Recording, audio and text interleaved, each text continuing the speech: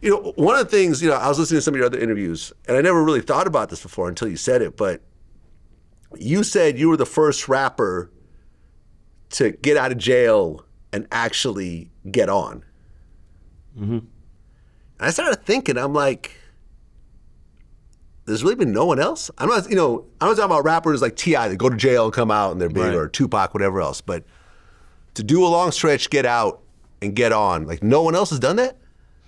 What I meant by that was that I was the first rapper to get out and have any level of platinum success after doing a real stretch of time. We talking 10 years straight, and I had never been a rapper before. Huh. So K-Slay used to tell me all the time, man, you making it hard for me. It's like, why, nigga? Man, you got all these dudes calling from jail. Now they want to rap because you done did it. You see, so when I was in prison, I didn't have nobody to look at and be like, damn, he did that. I think Saigon did it to a certain degree. You had people that came out. Yeah. But I don't think Saigon ever went platinum. That's my point. And that's my man. So I'm speaking highly about him. Yeah. This is my point. He never had a platinum record. It just didn't quite come together. The pieces didn't quite align, even though he had Just point. Blaze and everything. I'm pretty sure you had a lot of people that got out of jail. Nori did a bid. Yeah, true. Right? And he went platinum. 100%. Yeah. Nori did a juvenile bid, though. Not taking nothing from it. Nori, my dog. When we talking Elmira, Clinton, Comstock, Auburn, Kasaki. You understand what I'm saying? Like, we talking about the Southport, you know, we talking about, you know, level 1, you know, behind the glass. You understand? Hour in the cages when it's 3 below. For real, we talking tier 3s, you know, getting through it, going through it, you know, having issues with niggas, having bandits, bouncing around 10 different prisons. Yeah, to get out and turn that into something, you know, I want to give Cormega his flowers, though, because he was a dude that did a bid and came out and got to it, you know, and helped me. Right, once again, but I think your point still holds. I don't think Cormega ever went platinum.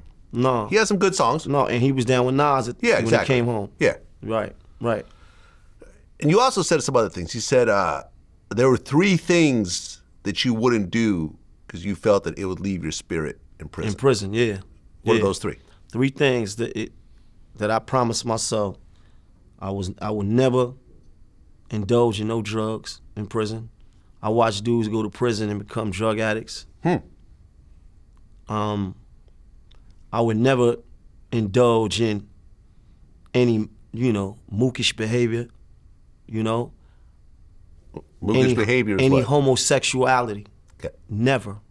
I would never do that. And I would never become, on any level, some kind of jailhouse snitch or nothing. For some reason, I don't know why, I told myself those 3 things. If I did any of those 3 things, I would probably come back to jail because I would be leaving my spirit in jail. If I came to prison and started doing things that I had never done in a negative way, then I was leaving something here. So I wanted to go home and take everything that I had and go the same way I came, with my spirit intact, my manhood intact, my soul intact. I don't know why I came up with that. I never had a conversation with nobody about that. I was 17 years old when I went away, but it was something that I told myself, and it was just like, I ain't never gonna be a jail nigga. They just on my time. They on my time. I'm just here because, you know, it is what it is right now. But when I get out, we gonna see something that you ain't never seen before. But you got out and you violated and went back in. Yeah. Over what? I got out and went to see my co-defendant. Oh. You had I went to an visit order him. not to see. No, well, it's part of your stipulations. You Yeah, can't exactly. have no. I mean, listen, all my people criminals. At that point, I ain't had no business relationships. Everybody that I knew was from the street or in prison. So of course, when I get out, yeah, I want to keep it real with the ones that I love. And I thought that I could just pop up there, go see him, show love, take pictures. You know, I went to see him on a Sunday.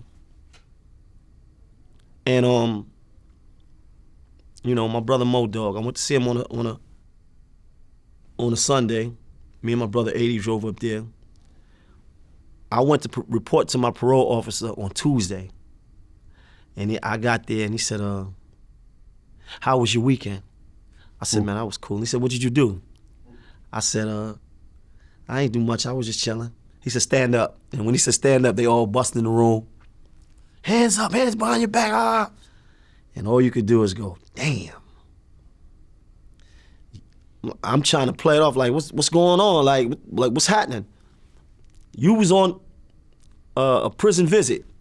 You went to go see, you know, such and such.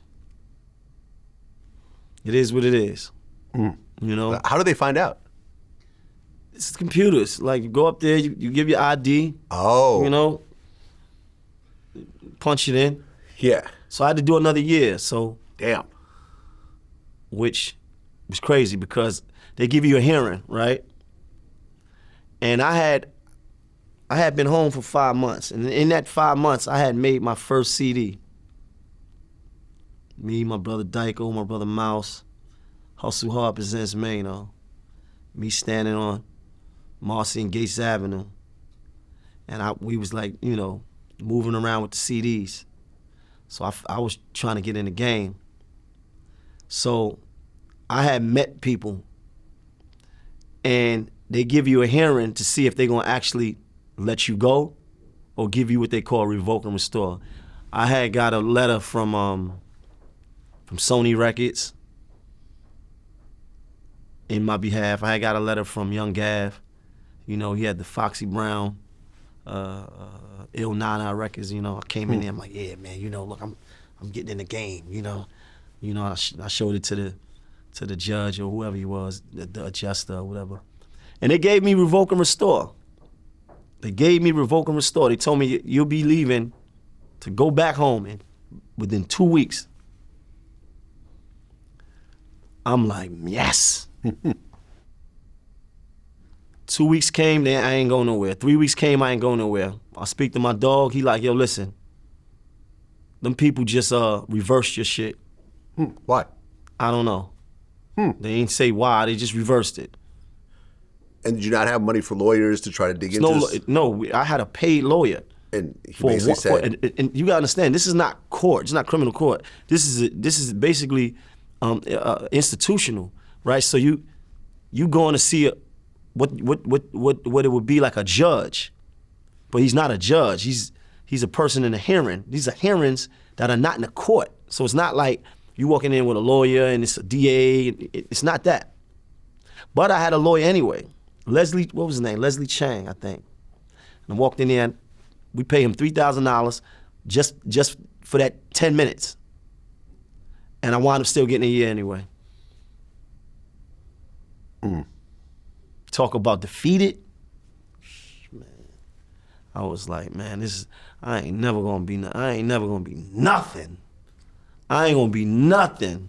I'm hopeless.